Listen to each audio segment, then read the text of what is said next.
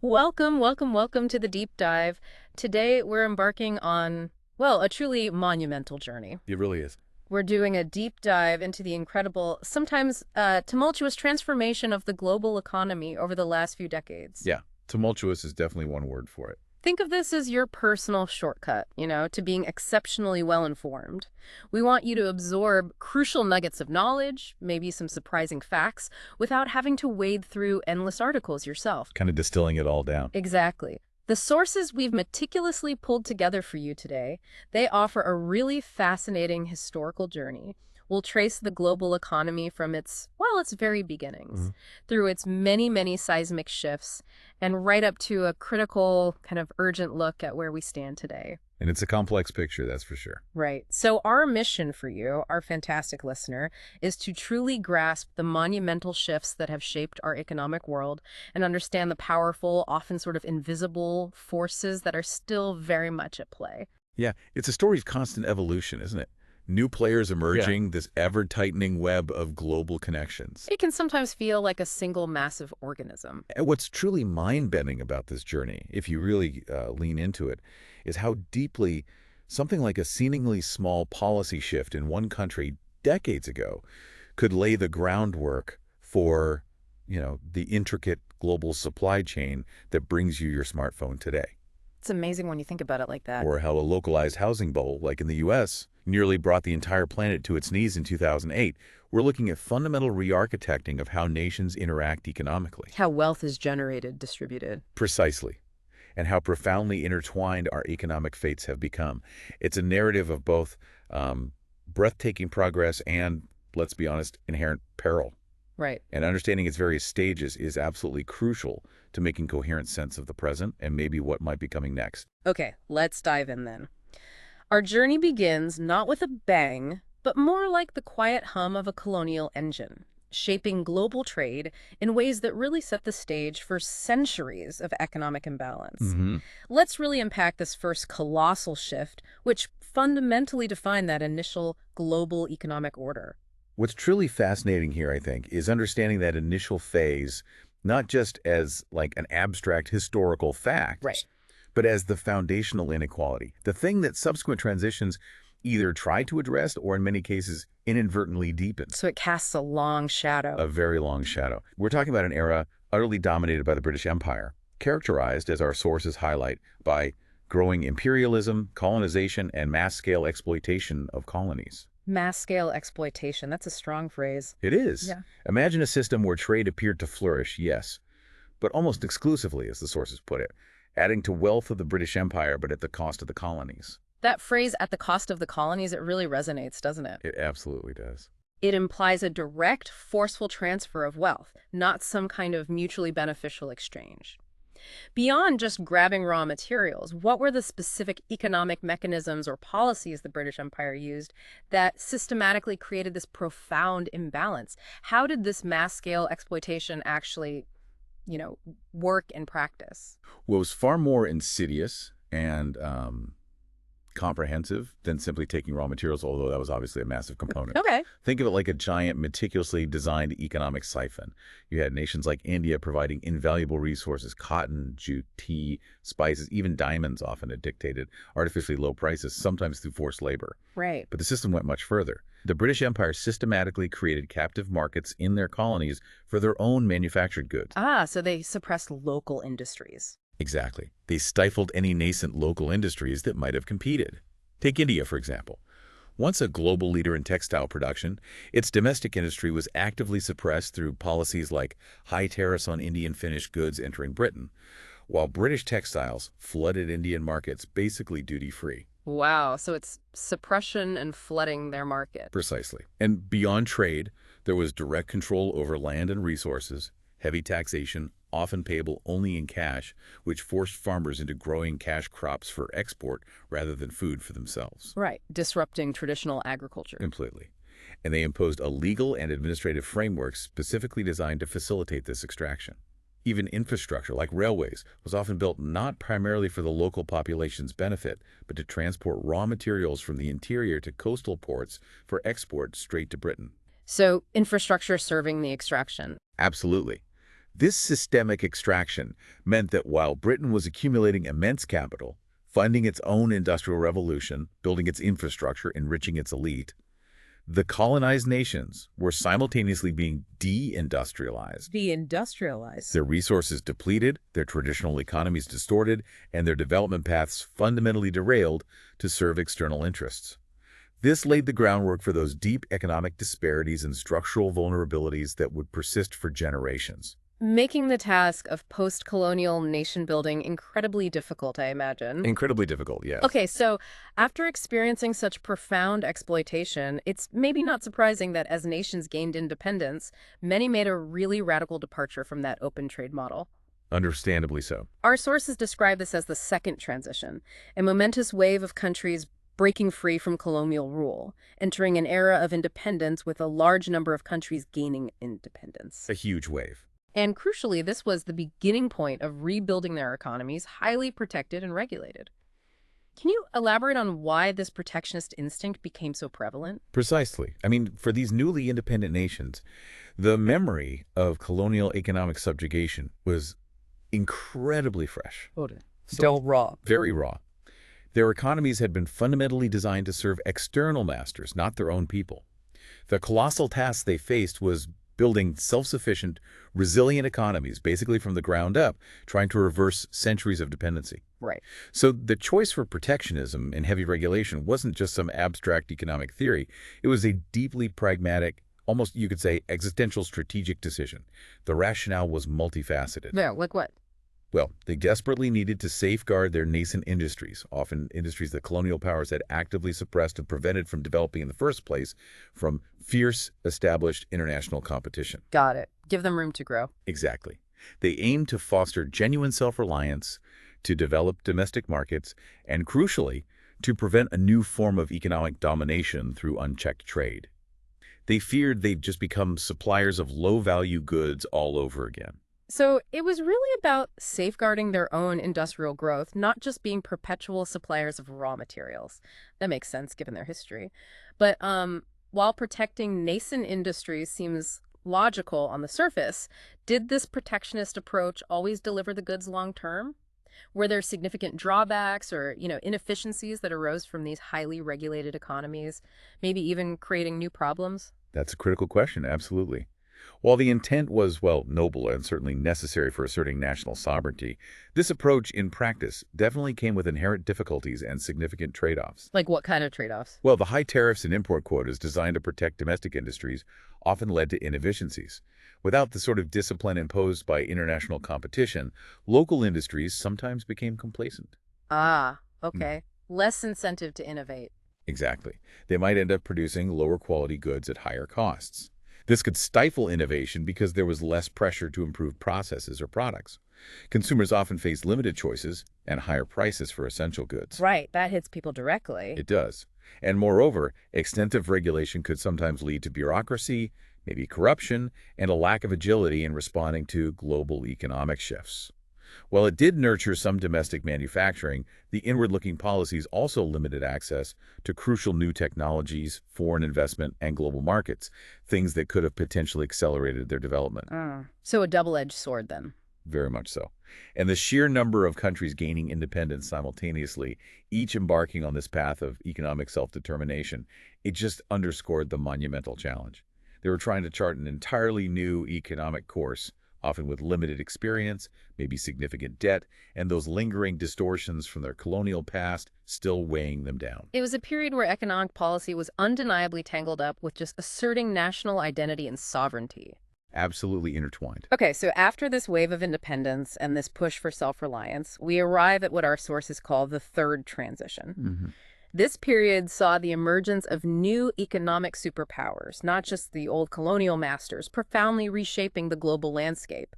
Our sources point to the US, UK, Germany, and Japan asserting their dominance. Right, the established players plus Japan rising fast. And this led to an increased polarization of economies referred to as the North-South divide.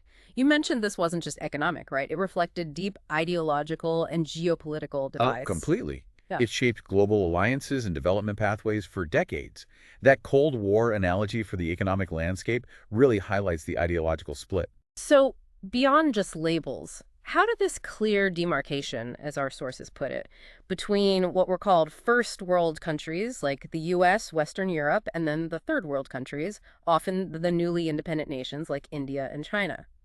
How did that fundamentally impact economic choices and opportunities on the ground for these newer nations? It sounds like the world was being neatly categorized with a pretty clear implied hierarchy. Absolutely. The North economies, primarily the developed nations of North America, Western Europe, and Japan, often called the Quad countries, essentially formed this dominant economic bloc. The Quad countries, right? They asserted a clear dominance and superiority in global output, trade, technology, financial power. Through the 80s and 90s, these countries really dictated much of the global economic narrative. Their economic models, their powerful financial institutions like the IMF and World Bank, their technological advancements, they set the de facto global standard. And controlled the purse strings to some extent. To a large extent, institutions like the IMF and World Bank, while offering aid, often did so with significant policy conditionalities attached. Right, strings attached. Exactly. So for the so-called third world countries, this polarization meant facing a real uphill battle in global trade and development. They were often relegated to being suppliers of raw materials, or maybe low-value manufactured goods, struggling to break into those higher-value global supply chains dominated by the North. Hard to compete on that level. Very hard. Access to finance, technology transfer, lucrative markets.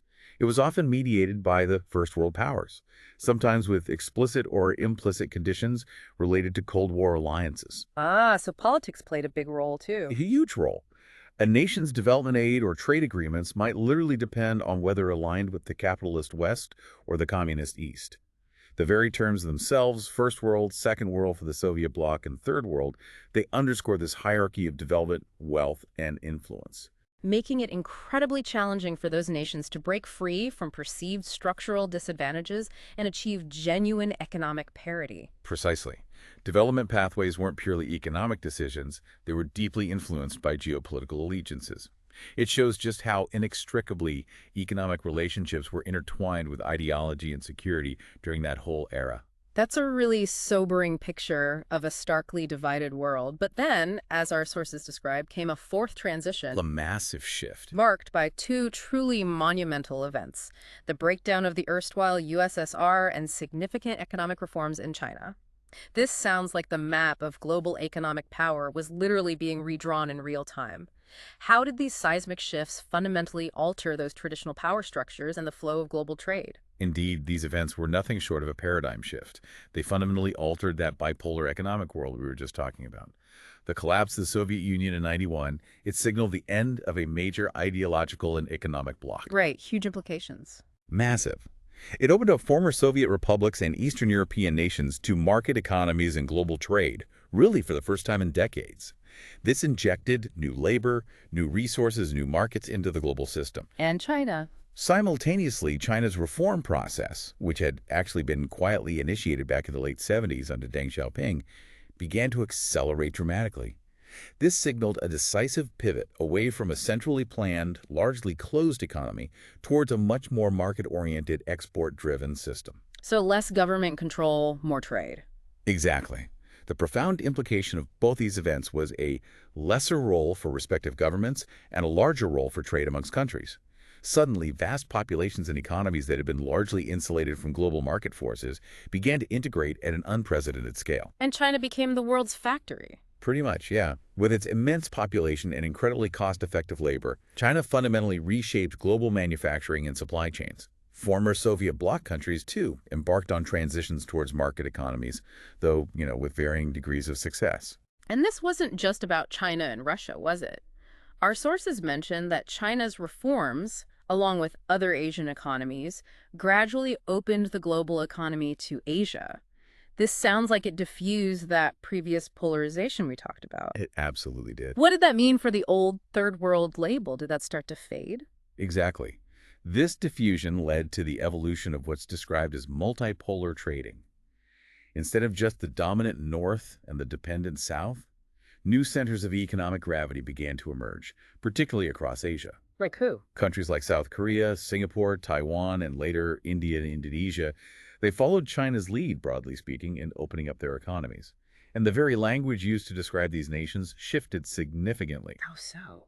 The concept of third world countries or developing countries, which inherently carried a certain stigma and implied a fixed hierarchy, it evolved into new and emerging economies. Ah, so the terminology changed. And it wasn't just a cosmetic change.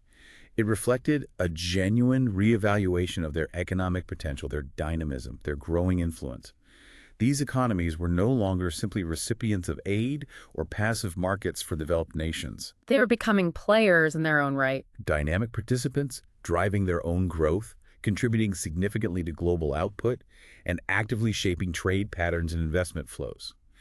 It was a clear, undeniable departure from the fixed hierarchies of the Cold War era, paving the way for a much more distributed, albeit definitely more complex, global economic power map. Okay, so this era, immediately following the breaking of those old barriers, brings us to a really compelling question. What specific ingredients made these economies roar, as people say? Right, the Asian tigers. Our sources point to this period seeing the emergence of Southeast Asian economies as Asian tigers, rapidly transforming their economies with high rates of growth and sharp increase in income levels. This wasn't accidental, was it? It brought out the importance of trade and open policies. Yeah, it really highlighted that approach. It's incredible to think about the sheer speed and scale of that transformation. We're talking about entire nations dramatically improving living standards in like a single generation. It was remarkable. What were the tangible, specific policies or strategies that allowed them to achieve such rapid, demonstrable evidence of growth and income increase? It sounds like a powerful counter-narrative to that earlier protectionist era we discussed. It absolutely was a powerful counter-narrative. It proved that outward-looking policies, when implemented strategically, could lead to dramatic economic advancement. The Asian tigers, typically referring to South Korea, Singapore, Taiwan, and Hong Kong, largely pursued what's known as export-led growth strategies. Export-led growth. Meaning they focused intensely on manufacturing goods for global markets rather than solely for domestic consumption. But critically, they didn't just open up blindly. Governments often played a crucial strategic role. How so? What did the governments do? Well, for instance, they heavily invested in education and human capital development. They prioritized universal literacy, creating a highly skilled, adaptable workforce that could meet the demands of advanced manufacturing and technology sectors. Building the foundation. Exactly. Think of South Korea's deliberate cultivation of industries like shipbuilding, steel, electronics, or Singapore's transformation into a global financial and logistics hub. They also actively integrated into global supply chains, allowing them to specialize in specific components or processes where they had a comparative advantage. Playing to their strengths. Right. And they attracted foreign direct investment, FDI, by creating stable, business-friendly environments, offering incentives, which brought not just capital, but also crucial technology and management expertise. So it was managed openness. Strategic managed openness. That, combined with macroeconomic stability, high savings rates, and often strong, though sometimes you have to say authoritarian, governance, enabled these economies to transform incredibly rapidly. It dramatically improved their citizens' living standards and fundamentally challenged those long-held notions of traditional economic development pathways. Okay, so the story of the Asian tigers is one of phenomenal rise, but then, as our sources explain, the crisis in these Asian economies was as sudden as their rise, spreading like a contagion. A real shock to the system. Which brought an uncertainty and question mark raised on open economies and open policies. It's a classic boom and bust story, isn't it? Yeah. But with genuinely global ripple effects this time. So how did they recover from such a swift and profound downturn? And what indelible lessons did that teach everyone, not just about the vulnerabilities of rapid open economy growth, but about managing this interconnectedness itself? This was indeed a critical and frankly painful moment for understanding the intrinsic risks that come with rapid, globally integrated growth. These crises, which swept through countries like Thailand, Indonesia, South Korea in the late 1990s, they spread like a contagion, primarily through these intensely intertwined financial channels. Oh, financial channels, okay. What happened was basically a massive influx of foreign capital, much of it short-term, speculative, hot money, had fueled asset bubbles in things like real estate and equities. It also encouraged excessive borrowing by domestic corporations and banks, often denominated in U.S. dollars. Borrowing in dollars. Risky. Very risky. So when investor confidence wavered, maybe triggered by a currency devaluation in one country, like Thailand, this hot money flowed out just as quickly as it had poured in. a powerful capital flight. Pulling the rug out. Essentially, yes. This rapid exodus led to steep currency devaluations, making that dollar-denominated debt of local companies suddenly much, much more expensive to repay. This triggered widespread corporate bankruptcies and a severe banking crisis. And the contagion effect, how did it spread? It spread because investors, seeing problems flare up in one Asian economy, started to panic and withdraw funds from seemingly healthy neighboring economies too, fearing they had similar vulnerabilities. This instilled a deep, cautious mode, not just in these economies, but globally. It was a stark reminder that rapid growth could come with significant fragility baked in. So it wasn't just about economic numbers dropping, it was about exposing the fragility of the whole interconnected system. What specific, concrete lessons were learned from that sudden uncertainty? And what reforms were actually put in place that helped them recover and maybe build more resilience? The immediate lessons were stark, and they led to significant policy shifts. Many of these nations, often with assistance from international bodies like the IMF, which itself came with controversies, undertook painful but crucial reforms. Like what kind of reforms? Well, strengthening their banking sectors was key, forcing mergers or closures of insolvent banks, recapitalizing healthier ones, and implementing much stricter financial regulations to prevent that kind of future speculative borrowing. South Korea, for instance, significantly revamped its corporate governance laws to increase transparency and accountability, making companies less prone to risky, opaque financial practices. Trying to prevent a repeat. Exactly. And countries also started building up substantial foreign exchange reserves as a buffer against future capital flight, a lesson that many emerging economies still adhere to very strongly today. A safety net. A crucial safety net. While their subsequent revival somewhat diluted the initial shock of the crisis, showing their underlying economic dynamism was still there, it really cemented the understanding that integration, while powerful, absolutely demands sophisticated management of financial risks, robust regulatory oversight, and a constant readiness to adapt to global shocks. It was a painful but invaluable lesson in the complexities of the interconnected global financial system. Highlighting that rapid growth needs strong institutional frameworks to handle that inevitable volatility. Couldn't have said it better myself. Okay, so what's fascinating here is the sheer scale of this next shift, demonstrating a real rebalancing of global economic power that actually continued to gather momentum even after those Asian tiger crises. Right, the momentum didn't stop. Our sources state emphatically that, notwithstanding the crisis, the last decade, meaning the decade before 2008, has clearly belonged to the emerging economies of China, India, Korea, Indonesia, etc. They weren't just participating anymore, they were undeniably emerging as an important players in the global economy in terms of contribution to global output, trade, and investment. A fundamental shift. This marks a distinct and profound shifting of axis away from the so-called first world countries. This sounds like a fundamental, maybe irreversible change in who holds economic influence. So beyond just their rapid GDP growth, what were the key tangible indicators of this shifting axis? Was it broader than just GDP, like influencing trade patterns, investment flows, global demand? Oh, it was definitely broader and more fundamental than just raw GDP numbers, although their accelerating growth rates were certainly a huge driver. These economies were expanding at rates far exceeding those of the developed nations, becoming significant engines of global growth themselves. Pulling the global economy along. To a significant extent, yes. Their growing share in global trade volumes was equally important. They moved beyond just being exporters of raw materials to becoming major manufacturers and increasingly sophisticated providers of services, too. Think of China's role as the global factory floor or India's emergence as a powerhouse in IT services and business process outsourcing. Right, moving up the value chain. Exactly. Furthermore, their role in foreign direct investment, FDI, shifted dramatically. They weren't just recipients of investment from developed countries anymore. They increasingly became outward investors themselves, channeling capital into other developing and even developed economies. Well, investing abroad themselves. Yes. Chinese companies, for example, started investing heavily in infrastructure projects across Africa and Latin America. Indian companies were acquiring firms in Europe and North America. This growth in output, trade, and investment collectively challenged that traditional economic hierarchy where the first world countries had been the undisputed drivers of global growth and demand. And creating new consumer markets, too. Absolutely. Their rising middle classes created new, enormous consumer markets, altering global consumption patterns significantly. This era, really leading up to the great financial crisis of 2008, solidified the notion that economic power was no longer concentrated just in a few Western nations. It was truly becoming multipolar, with huge implications for global governance and future economic stability. Okay, let's unpack this really critical turning point then.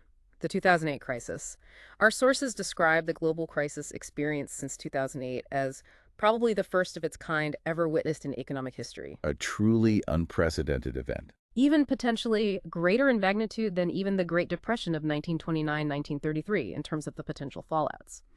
That is a staggering comparison. Why was 2008 so uniquely different, so profound compared to anything before it? And what does it mean for where the global economy stands now, especially for those emerging economies we were just discussing? That's a crucial, almost existential question for understanding our current economic reality, isn't it? The 2008 crisis truly marked a qualitative shift because of its origins and the mechanisms by which it spread. Okay, how so? While the Great Depression was absolutely devastating, its immediate impact was largely confined to developed economies, and it spread primarily through more traditional trade and industrial channels. The 2008 crisis, however, originated deep within the financial sector of a major developed economy, specifically the U.S. housing market, and its incredibly complex web of subprime mortgages and securitized assets. The financial innovations that went wrong? Exactly. And then it spread globally with unprecedented speed and scale, precisely because of the profound, almost invisible integration of global financial markets that we built up over the previous decades. It revealed the extreme, perhaps almost pathological interconnectedness, where a shock in one seemingly contained segment or region could ripple across the entire global financial system, threatening its basic foundation and fabric. So this wasn't just a cyclical downturn, it was more like a fundamental redefinition or even a metamorphosis unheard and unseen ever in the past, as our sources put it.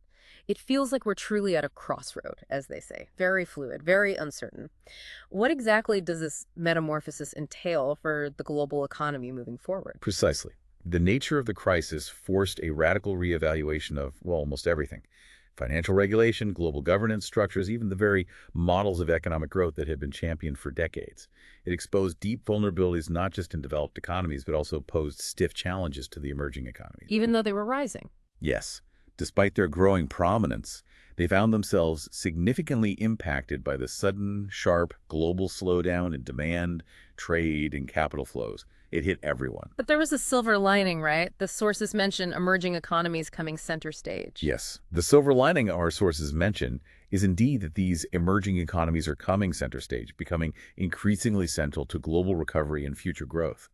They were, in fact, the engines that pulled the world economy out of the deepest recession in decades after 2008. Okay, but there's a rider to that. A catch. There is a significant rider to this optimism, yes. Despite this increased centrality, they are often not growing to their potential, and their global competitiveness is decreasing rather than increasing. That's quite a paradox, isn't it? They're rising in importance on the global stage, but facing internal headwinds that are hindering their full potential. What are these stiff challenges they face now in this new, highly fluid, uncertain economic landscape? Why is their global competitiveness decreasing even as they take center stage? They face a really complex array of deep-seated challenges, and they often differ significantly from those faced by developed economies. For some, it's about shifting their growth engines away from being so heavily export-driven, which makes them vulnerable to global trade slowdowns towards more robust domestic demand-led models. Focusing inward more. To some extent, yes. Strengthening internal consumption, developing robust social safety nets, tackling income inequality. For others, it's about addressing persistent structural issues like maybe widespread corruption, weak institutional frameworks, significant infrastructure gaps, or heavy reliance on commodity exports that makes them vulnerable to volatile global prices. And the decreasing competitiveness, where does that come from? That might stem from several factors. Rising labor costs in some emerging markets make them less attractive as the default low-cost manufacturing hubs they once were, but at the same time, they haven't yet fully transitioned into high-value innovation economies. Stuck in the middle. Exactly. There's often insufficient investment in research and development, a lingering skills gap in cutting-edge industries, and now increased competition from an even wider array of other emerging markets. This puts many in what economists sometimes call the middle-income trap. They've escaped poverty, but struggle to make that leap to high-income status. So the 2008 crisis really pushed the global economy into new, uncertain territory, changing the rules and showing even the new giants aren't immune to shocks and face their own unique hurdles. Absolutely.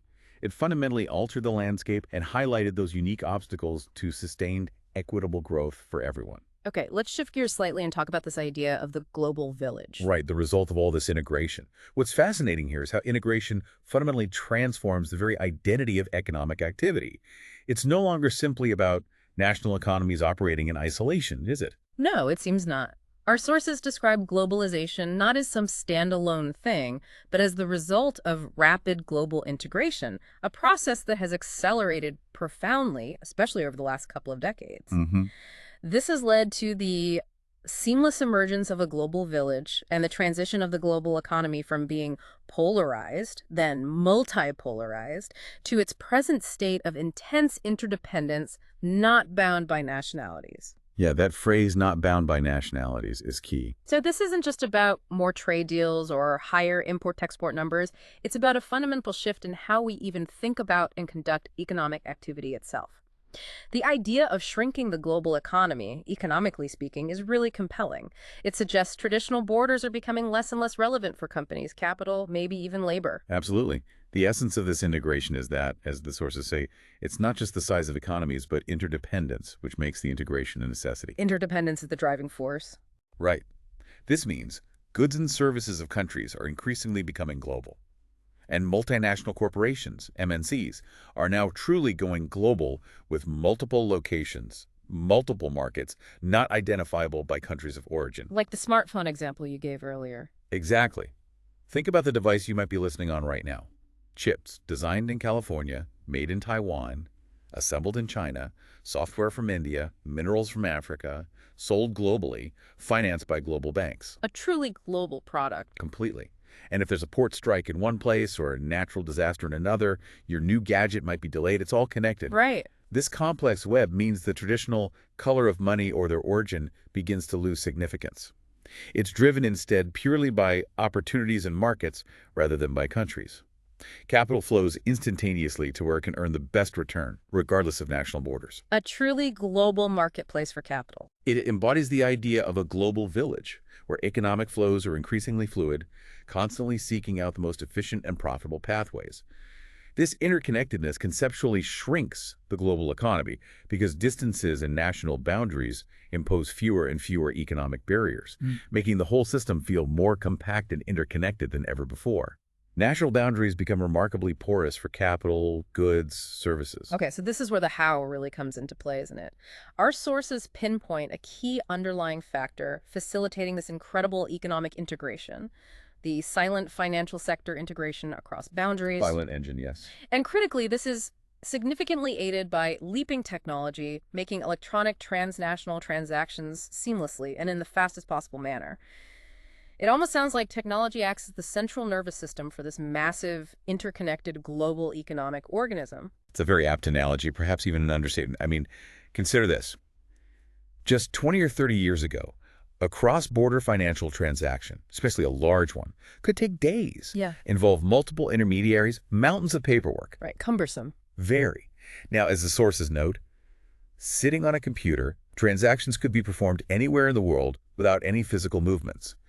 This real-time, instantaneous, almost frictionless transfer of capital, credit, financial information that is the true silent engine of modern integration. It's not merely facilitating existing trade, it's transforming the very nature of financial I services. just hope so. Well, the global financial sector was reaching new frontiers of technology, services, convenience, diversified products.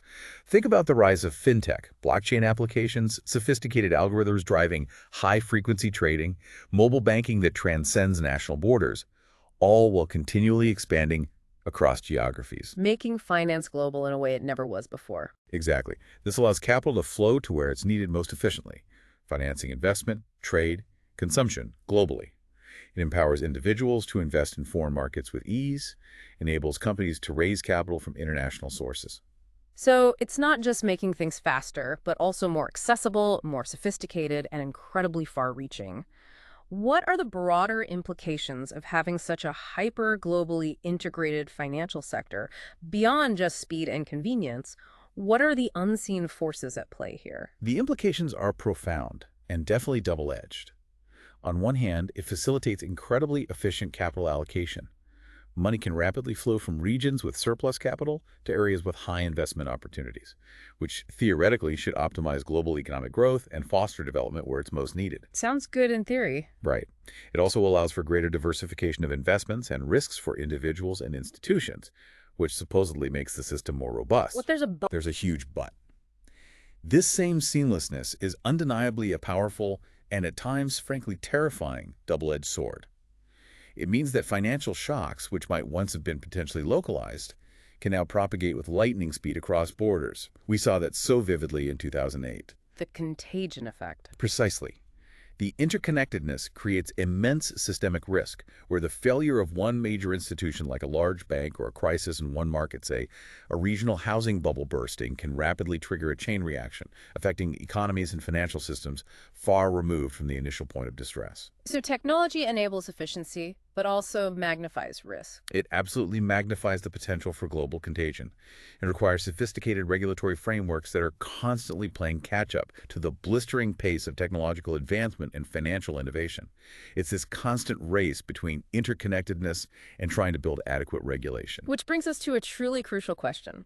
While integration offers immense efficiency and growth opportunities, what are the inherent trade-offs in terms of resilience and vulnerability? Right, that's the heart of the matter. Our sources acknowledge that despite the obvious benefits, both the financial sector and broader economic integration have experienced these hiccups in the form of crisis in different countries. We saw this with crises in Mexico, Chile, Southeast Asian economies, Argentina, etc. in earlier decades. Those are warning signs. While these slowed things down, they certainly didn't halt the integration process. Hmm. But the post-90s era, with increasing global deregulation of trade, capital inflows, financial regulations, that profoundly accelerated integration, resulting in what's known as the coupling of economies. Coupling, yes. A key concept. That concept sounds incredibly important, especially for understanding modern economic shocks. So it means that problems in one country will seep through in the global arena. Can you explain how this coupling translates into real-world scenarios, where even smaller and peripheral economies can potentially destabilize the entire global economy, as we saw so dramatically with Portugal, Greece, and Spain? What are the actual mechanisms through which one country's trouble becomes everyone's trouble? Well, the coupling effect is essentially the economic equivalent of a highly interconnected circuit board where, every component is wired tightly to every other. A fault in one small part has the potential to short circuit or at least severely disrupt the whole system. Okay. In practical terms, this means financial distress or an economic slowdown in one country can spread through several insidious channels. Firstly, there are the obvious trade linkages. If a major economy has a recession, its reduced demand for imports immediately hits its trading partners, leading to layoffs and slowdowns there. Right, the trade channel. But secondly, and perhaps most powerfully in recent crises, are the financial channels. Banks holding assets or loans in a distressed country face massive losses. This can trigger liquidity issues that cascade across borders as interbank lending suddenly seizes up and confidence just evaporates. The confidence factor is huge. Absolutely huge. Consider the examples you mentioned, Portugal, Greece, Spain. These were not, economic giants like the U.S. or China, yet their sovereign debt crises within the Eurozone had profound, widespread implications for global financial stability. Why was the Eurozone so vulnerable? The fear was of a domino effect. If Greece defaulted on its debt, it could trigger a massive lack of confidence in the solvency of other highly indebted Eurozone members, Portugal, Ireland, Italy, Spain. This could then spark a broader banking crisis across Europe, as major French and German banks held significant amounts of this questionable debt. So the banks were deeply exposed. Deeply exposed. Investors, panicking, would then pull capital from these countries, driving up their borrowing costs, potentially sparking a broader European and, by extension, global financial meltdown. The Eurozone's unique structure, single currency but fragmented national fiscal policies, really amplify these vulnerabilities, making contagion incredibly swift and painful. So the examples of Portugal, Greece, and Spain are particularly striking because they weren't global economic powerhouses, yet their internal issues had these massive ripple effects, demanding monumental bailouts and deep, painful reforms. It really demonstrated a new, unsettling reality, didn't it? Exactly. It demonstrated that in a deeply coupled world, the economic health of even seemingly smaller and peripheral economies can become a genuine systemic risk, capable of triggering widespread instability. It's the stark, dark side of seamless integration. The very efficiency of capital flows and trade also facilitates the rapid, almost viral transmission of economic distress. It forces us to think about vulnerability systemically, not just nationally. Precisely. It means the global financial fire department, so to speak, has to be on constant alert, because a small brush fire anywhere can quickly become a global conflagration. So it sounds like we're all undeniably in this together, whether we like it or not. Crises are forcing us to work together, but even that cooperation feels constantly under threat sometimes. That's a very good way to put it. Our sources state that the other side of integration is the relative inability of economies to be insulated from adverse global fallouts. It's simply not possible for economies to remain as a hermit economy, decoupled from global developments. That's perhaps one of the most crucial takeaways from all these transitions, and especially from the experiences of the last, say, 2 decades. The romantic idea of a hermit economy, a nation that can truly wall itself off from global economic trends, immune to external shocks, pursuing a completely isolated domestic path, is, for all practical purposes, dead. Just not realistic anymore. Not realistic at all. Yeah. Even nations that might try to pursue highly protectionist or isolationist policies will find their economies profoundly affected by global supply chain disruptions, shifts in commodity prices, fluctuations in international demand, or even things like global health crises and climate change. Things that don't respect borders. Exactly. Imagine trying to seal yourself off completely in today's digital age. No foreign goods, no international financing, no global trends impacting your local prices, no exposure to global technology or knowledge. It's simply not feasible. Right. This deep, pervasive interdependence means that economic issues are no longer purely domestic concerns. They're inherently globalized issues, demanding a fundamentally different approach to problem solving. And that means new collaborative approaches to solving them, right? Our sources mention that this globalization of issues now necessitates collective resolution at a global platform like G20. Precisely. Individual national responses are often woefully insufficient to address cross-border financial crises, complex trade imbalances, global recessions, or even those large-scale issues like climate change or pandemics that have profound economic implications. Platforms like the G20, which brings together the world's major economies, emerged as a vital, if often imperfect, mechanism for coordinated policy responses, particularly after the 2008 crisis. A forum for coordination. Yes. It allows for high-level discussions and agreements on critical issues ranging from financial regulation and debt relief to trade policies and international taxation, aiming to stabilize the global system through collaborative action. It's a fundamental recognition that shared problems demand shared solutions. But there's a tension there too, isn't there? A kind of catch-22 you mentioned earlier. There is a significant tension here, absolutely. Our sources point out that the recent global crisis has the potential to threaten the basic foundation and fabric of global integration. How so? The very stresses that highlight the absolute need for collective action can simultaneously fuel protectionist sentiments, nationalist backlashes, and a desire for individual economies to retreat into perceived safety, even despite the impossibility of truly becoming a hermit economy. So the crisis drives both cooperation and fragmentation. It's exactly this dynamic tension between the undeniable benefits and the pressing necessity of integration versus its inherent vulnerabilities and the political pressures that arise during severe crises. That's really the defining feature of the current global economic landscape. It means navigating a deeply interconnected yet inherently fragile global village where shared problems demand shared solutions, even as the political will for such collaboration is constantly tested by internal pressures and global shocks. It's a perpetual high-stakes balancing act. Wow, what an absolutely incredible, almost dizzying journey we've just taken through the transformation of the global economy. Covers a lot of ground, doesn't it? It really does. We started way back with the British Empire and its mass-scale exploitation that systematically laid the groundwork for profound, lasting disparities across the globe. Setting that initial stage of inequality. Then we witnessed that wave of independence where newly freed nations courageously tried to rebuild their economies from scratch, often highly protected and regulated, in an effort to foster self-reliance. A necessary but challenging phase. Which led to that stark North-South divide and the economic Cold War, where the Quad countries, the US, Europe, and Japan really asserted their dominance, creating a clear two-tiered global system. A period of clear hierarchy. But then came the truly profound shifts.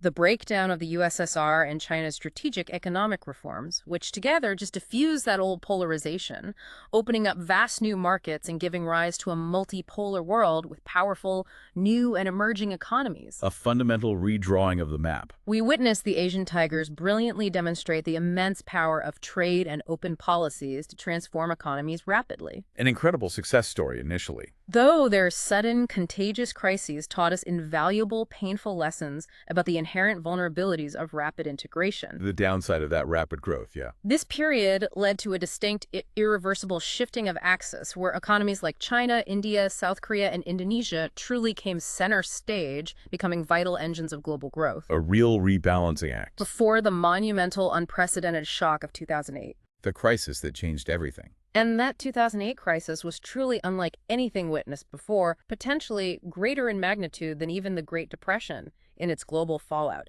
pushing the global economy into a profound redefinition or even a metamorphosis. A real turning point in modern history. It highlighted that while emerging economies were now central to global recovery, they weren't necessarily growing to their full potential and faced complex, persistent, stiff challenges like domestic structural issues and decreasing competitiveness in a changing global landscape. The paradox of rising importance, but facing headwinds. All of this has culminated in what our sources describe as a seamless emergence of a global village, driven by unprecedented financial sector integration and that leaping technology enabling instantaneous, frictionless cross-border flows. Ultimately, this means a profound, undeniable interdependence, doesn't it? A tight coupling of economies where problems in one country, even a seemingly smaller one, can rapidly seep through in the global arena. Making it absolutely not possible for economies to remain as a hermit economy. That idea is truly obsolete now. This demands persistent, challenging, collective resolution at a global platform like G20, even as the very fabric of global integration faces constant threats from internal pressures and new global shocks.